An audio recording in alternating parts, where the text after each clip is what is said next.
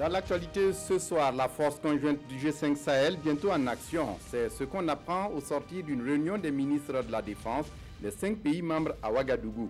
Une feuille de route est disponible et laissée à l'appréciation des chefs militaires. Dans la lutte contre le terrorisme au Sahel, les choses commencent-elles à bouger enfin? On en parle dans ce journal. Et dans ce journal, l'apport de la filière mangue dans l'économie du Burkina. Environ 300 000 tonnes de mangue sont attendues pour cette campagne. Une partie est réservée à l'exportation, l'autre moitié à la consommation locale et à la transformation. Malgré la concurrence, la production de la mangue est rentable pour les acteurs. Vous le verrez dans ce journal. À l'étranger, la Corée du Nord s'engage à démanteler son site d'essai atomique d'ici à la fin du mois de mai 2018. Ainsi en a décidé le jeune leader nord-coréen. Du reste, une cérémonie est prévue entre le 23 et le 25 mai en fonction des conditions météorologiques. Mais les experts doutent de l'effectivité d'une telle mesure. Vous le verrez dans ce journal. Ce sont là les titres du 20h. Mesdames, Messieurs, bonsoir. Ravi de vous retrouver. Les ministres de la Défense des pays du G5 Sahel en réunion à Ouagadougou sont allés rendre visite au président du Faso. À l'occasion, ils ont exprimé leur détermination à lutter contre le terrorisme au Sahel et ils ont aussi profité faire le point des travaux de leur rencontre. À l'issue de l'audience, on apprend que la force conjointe est prête à marquer sa présence sur le terrain par des opérations. Les explications de Souleymane Sanou et de Maïmouna Traoré. Le président du Faso, Roch-Marc Christian Kabouré, reçoit les ministres de la Défense des pays du G5 Sahel. En réunion depuis ce matin à Ouagadougou, ils sont venus lui faire le point des travaux de la mise en place de la force conjointe du G5 Sahel. Pour les chefs de la délégation, les choses évoluent positivement. Les textes juridiques sont disponibles, toutes les forces sont sur place et les opérations pourront débuter bientôt. C'est une question dont l'opportunité sera tranchée par les responsables militaires. Pour le moment, ce que nous savons, c'est que nous sommes prêts à lancer ces activités. Nous sommes prêts à lancer les opérations dans la mesure où toutes les forces sont sur place. Il s'agit de les certifier et nous avons mis en place les documents juridiques qui encadrent l'action de ces forces sur l'ensemble de nos territoires. Donc ce n'est qu'une question de temps. Et cette question est réservée à la discrétion des responsables militaires. Les ministres de la Défense saluent la volonté affichée des chefs d'État de mettre en place une force conjointe pour la sécurisation des pays du G5 Sahel. On l'a vu donc, les forces du G5 Sahel sont prêtes à entrer en action et à leur réunion de Ouagadougou. Les ministres de la Défense ont validé la mise en place de la force du G5 Sahel et la montée en puissance de cette force et un certain nombre de textes cadres. Mais c'est surtout la question de la mobilisation des ressources financières qui va déterminer cette opérationnalisation complète. Les ministres en ont profité pour se donner une feuille de route, les séances du 31 mars dernier étant déjà dépassées. Les détails avec Nyarki Teda et Roger Kam. 31 mars 2018, c'était la date d'espoir dans la bande sahélo-saharienne avec l'opérationnalisation de la force conjointe du G5 Sahel. Des réunions des experts, des sommets des chefs d'État ont eu lieu. La date est vite passée. La force en question n'est toujours pas active sur le terrain.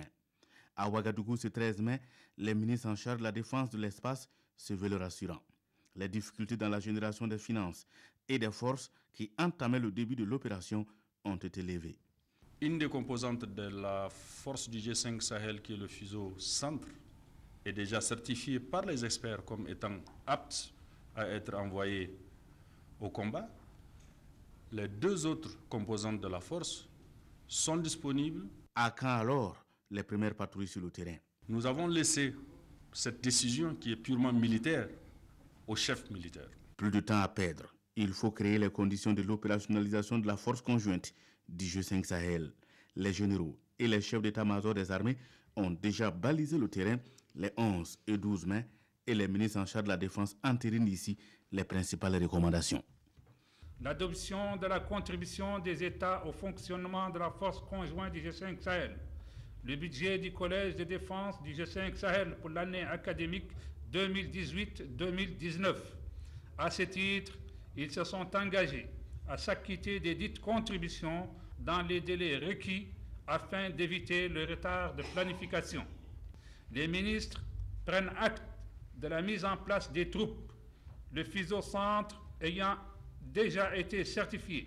Les ministres instruisent le commandant fort de la force conjointe du G5 Sahel d'entreprendre sans délai la certification des FISO Est et Ouest. Ils ont recommandé la tenue d'une revue stratégique intégrant les évolutions de l'environnement opérationnel de la force conjointe G5 Sahel avant la tenue de la 7e session ordinaire du Comité de défense et de sécurité prévue à Bamako en novembre 2018. La réunion des ministres du G5 Sahel marque également l'effectivité du projet du protocole d'accord entre la force conjointe et la force Barkhane. Elle donne également quitus à la mise en œuvre du Centre sahélien d'analyse des menaces et d'alerte précoce. Et puis en bref, on vient d'apprendre des services de communication du Premier ministère que le Premier ministre se rend ce 13 mai à Sikasso au Mali. Paul Kaba Tieba participera au lancement des activités d'un regroupement économique entre le Burkina Faso, la Côte d'Ivoire et le Mali. C'est la zone économique spéciale appelée Triangle du Balafon, couvrant Sikasso au Mali, Bobo Dioulasso au Burkina Faso et Korogo en Côte d'Ivoire. Selon le communiqué publié cet après-midi, la mise en œuvre de la zone économique spéciale vise à promouvoir le développement intégré et à réduire les disparités et à renforcer également la résilience des populations face à la pauvreté. Elle se veut une réponse globale à la lutte contre le terrorisme et l'insécurité sous toutes ses formes. Le Premier ministre Paul Kaba Tieba a procédé ce samedi à l'inauguration d'un centre de tri et de valorisation des déchets solides dans la ville de Tougan.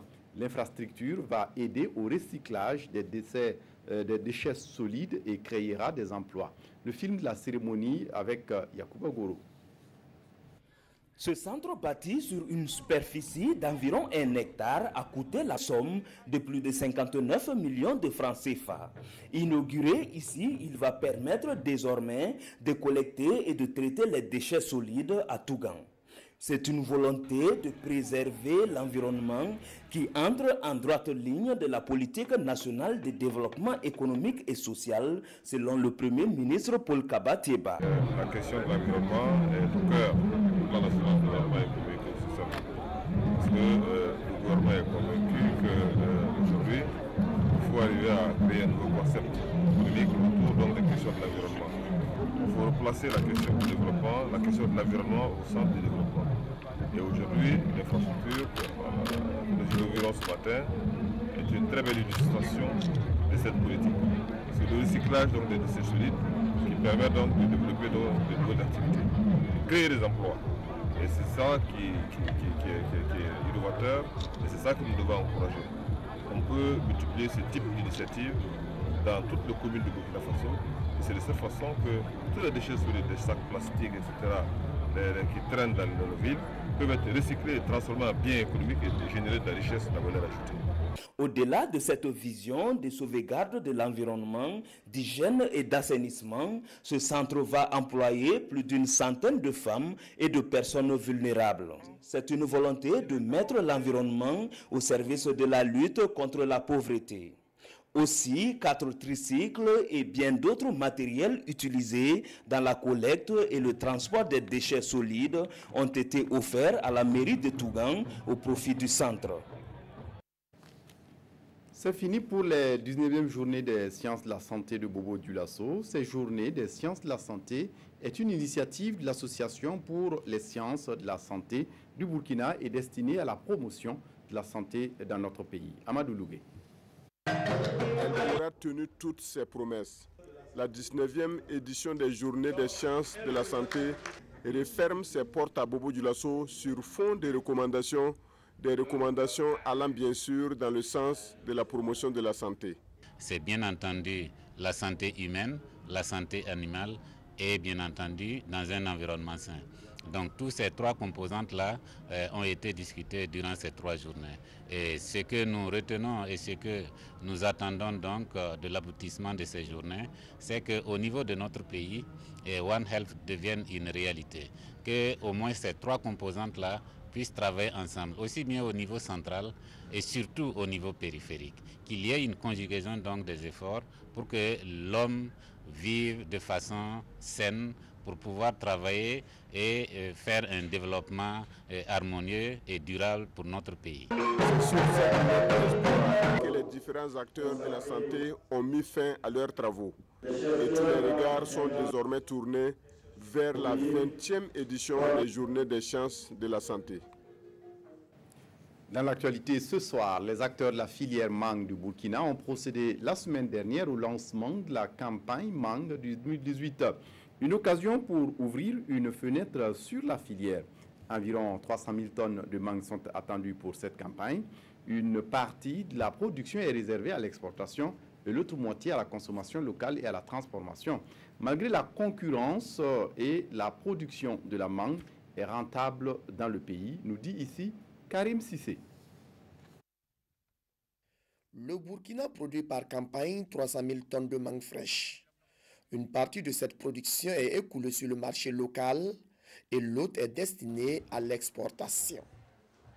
Les mangues destinées à l'exportation sont issues des vergers certifiés bio. Karim Traoré est un producteur de mangue bio. Chaque année, sa production est entièrement livrée à une unité spécialisée dans l'exportation. Cela fait plus de 10 ans que je vends toute ma production à la COPAC. Ils ont mis à ma disposition un technicien qui m'aide à traiter mon verger et à suivre de près le traitement phytosanitaire des mangues. Chaque campagne, j'empoche au moins 1 million de francs CFA. Le prix de la mangue n'est pas fixe pour le moment au Burkina Faso. Il est fonction de la variété et de l'abondance ou non de la campagne.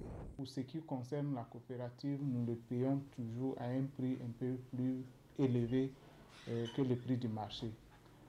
Donc, si je prends l'exemple, si la mangue est à 40 francs sur le marché, nous pouvons payer aux membres de la coopérative à 50 francs le kilo.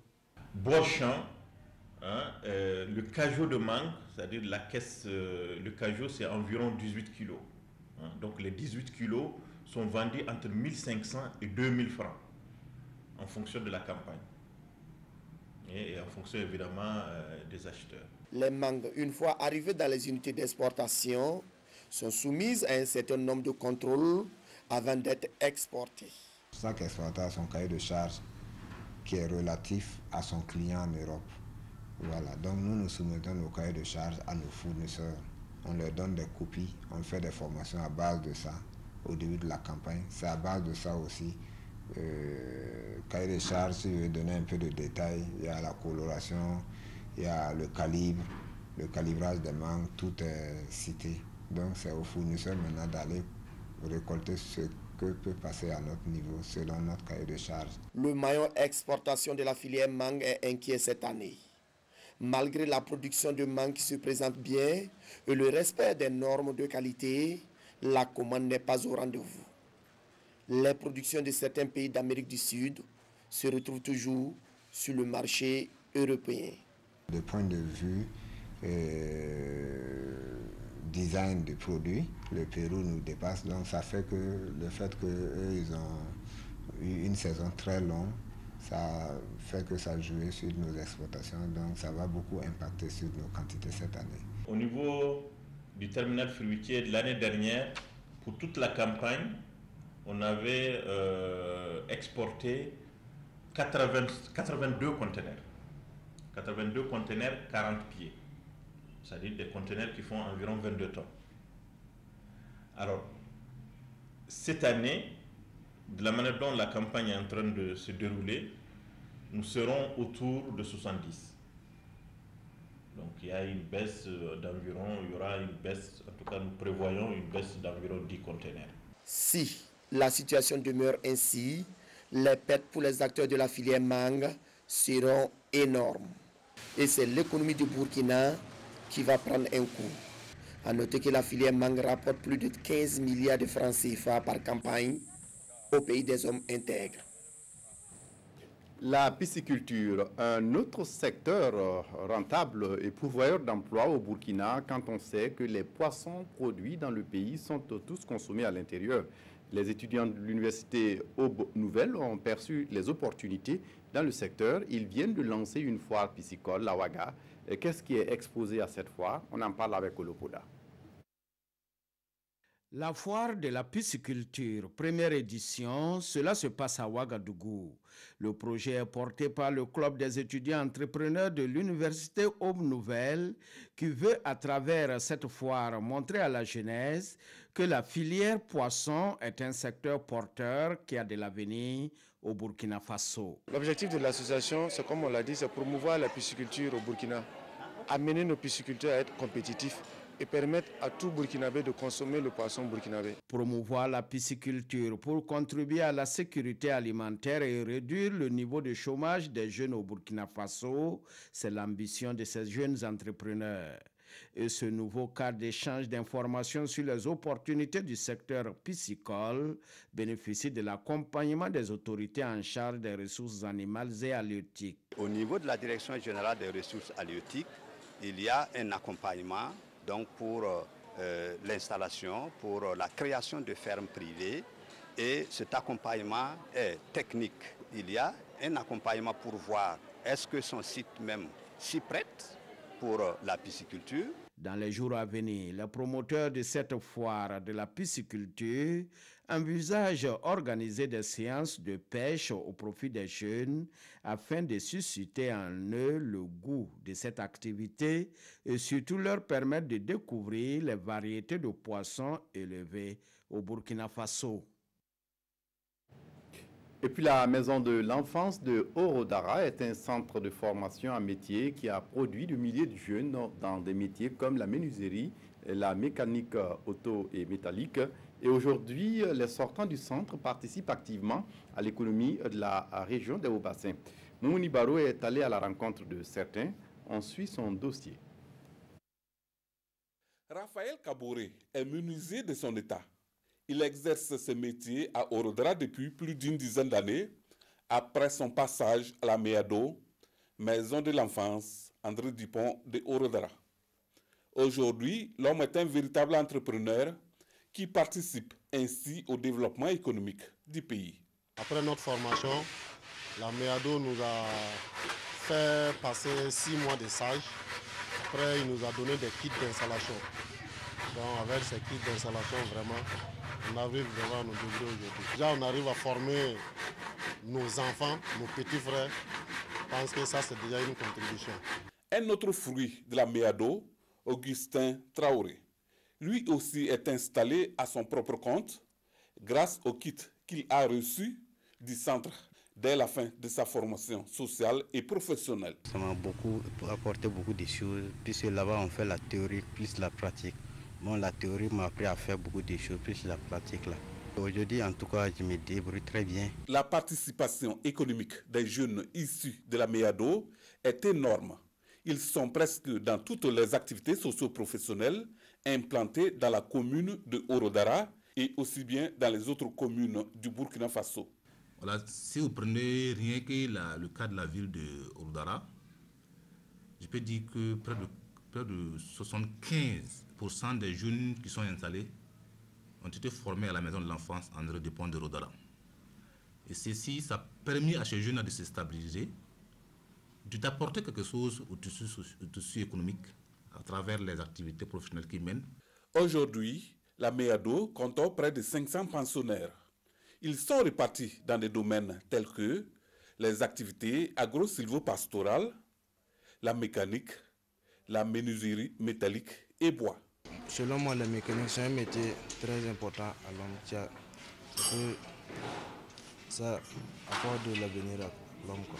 Je suis venue pour apprendre en électricité parce qu'il n'y a pas beaucoup de femmes dans ces domaines. Cette phase d'apprentissage est non seulement bénéfique pour ces jeunes, elle est aussi source de devises économiques pour les centres grâce aux commandes venant de partout. Je sais qu'au niveau de notre institut de formation à Gawa, ils ont fait des commandes à notre niveau. Nous avons également produit pour certaines personnalités, quand ils sont de passage, ils regardent la qualité du travail. Alors là, ils viennent en tout cas vers nous pour faire des commandes. Effectivement, sur le plan économique, puisque nous sommes assujettis en tant qu'EPE au recouvrement, à la mobilisation des ressources propres, ces entités-là, quand elles fonctionnent très bien, nous avons en tout cas des entrées en termes de ressources propres. Et en même temps, ça permet de former ces jeunes sur le plan comportemental. Parce qu'il y en a qui épousent ces activités à travers donc, la découverte de ces activités ici.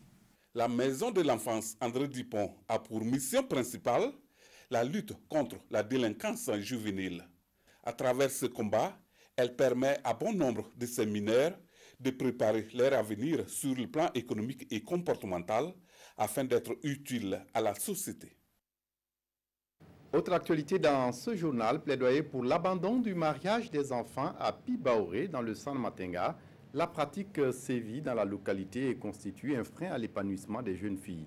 À l'occasion de ce plaidoyer, les leaders coutumiers et religieux se sont engagés à mettre un terme à cette pratique. Kadissa Nogo. 11 cas de mariage d'enfants ont été signalés en 2017 dans la commune rurale de Pibaoré. Pour lutter contre ce phénomène, les autorités provinciales du ministère en charge de la femme du San Matenga, en collaboration avec l'ONG Plan International, section de Kaya, ont conjugué leurs efforts. C'est ce qui explique l'organisation de ces plaidoyers auprès des autorités coutumières, religieuses, administratives et politiques pour l'abandon du mariage des enfants dans cette localité. Nous avons initié cette activité dans le but en tout cas de sensibiliser la population sur les effets néfastes de la pratique du mariage d'enfants et d'interpeller les différents acteurs au niveau de la commune de Pibaoré sur leur rôle à faire valoir les droits des enfants. L'un des temps forts de cette cérémonie a été le débat avec les personnes ressources et la population autour de cette pratique ancestrale qui est un frein à l'épanouissement de la jeune fille. Un plaidoyer de ce genre doit amener tout le monde à s'accorder, tout le monde à comprendre le bien fondé de la lutte contre le mariage des enfants. Et aujourd'hui, on a vu que c'est une situation que tout le monde regrette, mais il faut trouver les bonnes mesures pour ramener le phénomène en arrière, pour que les enfants puissent véritablement bénéficier de leurs droits, puissent être des êtres qui vont pouvoir bien évoluer, notamment en milieu scolaire. Les leaders coutumiers et religieux de la commune rurale de Pibaoré ont pris l'engagement de ne plus donner les filles en mariage avant l'âge de 18 ans et de les laisser poursuivre leur cursus scolaire. Et en dehors du mariage précoce, un autre phénomène qui affecte les performances des filles à l'école, c'est aussi la gestion des menstrues. Comment les filles scolarisées arrivent-elles à gérer leurs menstrues pendant le temps passé à l'école? Disposent-elles des infrastructures adéquates pour la gestion de l'hygiène menstruelle? Des réponses avec Oumar Zombré. La menstruation est une période délicate pour les filles et particulièrement pour les filles scolarisées. Elles sont exposées au risque d'infections de tout genre. Pour éviter cela, il faut un cadre hygiénique approprié, ce qui n'est pas toujours évident dans les écoles. Les toilettes là sont trop sales. C'est très sale. Souvent même, rentrer pisser là, c'est trop compliqué avec nous. N'en parlons pas, aller se changer lors de notre menstru. En tout cas, c'est trop compliqué avec nous. Donc souvent, nous sommes obligés de rentrer, se changer avant de revenir. Il y a des dames qui viennent nettoyer, mais en tout cas, quand les gens rentrent comme ça, ils ne peuvent pas se soulager en bas là, ils pissent au hasard comme ça. Donc on ne peut même pas rentrer voir. C'est sale. Si pour ces filles, il est difficile d'utiliser ces toilettes, d'autres par contre sont obligés de jongler avec ce que l'école leur offre. Ici au Zéna, on peut dire qu'on a de bonnes toilettes. Par exemple, au côté du bâtiment des premiers, là, on a de bonnes toilettes, mais c'est là-bas seulement. Dans les autres toilettes, là, c'est sale. Mais ici, là, au moins, à cause des imbus qui sont dans l'établissement, là, ils nettoient les toilettes. Donc, on peut dire que ça va. Mais si on pouvait améliorer encore plus, ça pourrait mieux aller. Les toilettes, là, en tout cas, ça va un peu. On peut dire, puisqu'il y a l'eau à notre disposition, il y a des boîtes pour utiliser comme boire. Maintenant, en période de menstru comme ça, on peut s'échanger, puisque Il y a tout quoi, il y a presque tout. Seulement, c'est un peu sale parfois, mais je pense que ça revient aux élèves aussi de voir ça. Selon un rapport de l'UNESCO, en Afrique subsaharienne, une fille sur 10 ne va pas à l'école pendant son cycle menstruel, ce qui correspond, d'après les estimations, à environ 20% du temps scolaire perdu par année. Et pour l'amélioration des conditions de la jeune fille scolarisée, il faut que les établissements mettent en place des dispositifs pour accompagner les filles en période de menstruation. La RTB ouvre le débat ce soir sur l'épineuse question des lotissements au Burkina Faso. L'enquête parlementaire avait révélé il y a un an des malversations graves dans les attributions de parcelles à usage d'habitation dans le pays. Et Daman Dadjan s'est intéressé au sujet. Il nous propose, juste après ce journal, un grand reportage là-dessus. Je vous propose à mon tour un extrait de son grand reportage. Yamtenga, secteur 46, arrondissement 11, Ouagadougou. C'est là que Francis Kazouré a déposé ses valises en 1998. Une zone lotie en 2010, mais elle n'est pas attributaire. Et depuis lors, Francis Kazouré est sur ses nerfs. Moi, j'ai vendu le riz à Zangwetin, 25, la viande 25, riz 25, viande 25, pour venir payer ça là. Moi, en tout cas, ma maison, là, la passerelle, moi, je ne serai pas debout quand quelqu'un vient construire. Sarfalaou, ancêtre des non-lotis de Bobo Dioulasso. Ce septuagénaire qui réside ici il y a environ 4 décennies est dans tous ses états. Entre colère et indignation, il pointe du doigt les élus locaux. Son nom ne figure pas sur la dernière liste des attributions de l'arrondissement 5 de Bobo Dioulasso. J'ai eu 3 recensements. Ici même, je suis allé demander à la mairie, on dit que moi je suis non-résident. Je me dis, mais c'est pas vrai. Tous ceux qui je vois comme des maisons là, sont venus me trouver ici. Le vieux Milogo est convaincu qu'il y a deal dans les opérations de lotissement. Ici, la foule s'acharne sur un homme qui tente de déguerpir la vieille cité. Malgré ses documents en main, il est contraint de rebourser chez lui. L'intégralité de ce grand reportage vous est proposée ce soir même à partir de 21h sur les antennes de la RTB. L'Organisation mondiale de la santé comptabilise déjà 32 cas de personnes contaminées par le virus Ebola, dont 18 décès en République démocratique du Congo. En République démocratique du Congo, l'Organisation mondiale de la santé s'attend désormais au pire des scénarios face au risque de propagation du virus Ebola. L'OMS a revu à la hausse le risque de contamination. Sur 32 cas, 18 personnes sont déjà mortes dans la région de Bikoro à la frontière avec le Congo-Brazzaville. Même s'il s'agit d'une région rurale éloignée, explique ce responsable de l'OMS, le problème ici est que nous avons déjà 3 endroits distincts qui signalent des cas et qui couvrent jusqu'à 60 km et peut-être plus. Contrairement à la précédente épidémie d'Ebola, l'OMS s'est très rapidement mobilisée sur le terrain et se prépare à une vaste campagne de vaccination. 9 pays voisins ont été mis en état d'alerte. Et puis la Corée du Nord multiplie les efforts afin de montrer sa toute nouvelle bonne volonté à l'égard de la communauté internationale et tient à le faire savoir. Elle a ainsi annoncé samedi qu'elle s'apprêtait à démanteler le site d'essai nucléaire de Pyongyang. En plus, elle le ferait aux yeux de tous. Regardez. Les choses bougent en Corée du Nord. Samedi, Pyongyang a annoncé une date pour le démantèlement de son site d'essai atomique. Une cérémonie de lancement des travaux devrait avoir lieu entre le 23 et le 25 mai prochain. Les États-Unis ont d'ores et déjà promis à ce pays une aide économique en cas de dénucléarisation rapide et complète. Le chef du programme alimentaire mondial s'est rendu en Corée du Nord cette semaine pour évaluer les besoins sur place. Il y a des bonnes et des mauvaises nouvelles, comme dans tous les pays où nous sommes. La bonne nouvelle, c'est qu'on note une amélioration. Les gens travaillent dur pour leur sécurité alimentaire.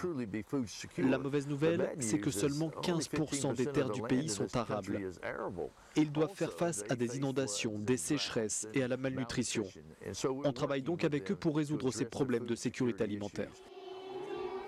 Selon les Nations Unies, plus de 10 millions de Nord-Coréens, soit près de la moitié de la population, auraient besoin d'une aide humanitaire.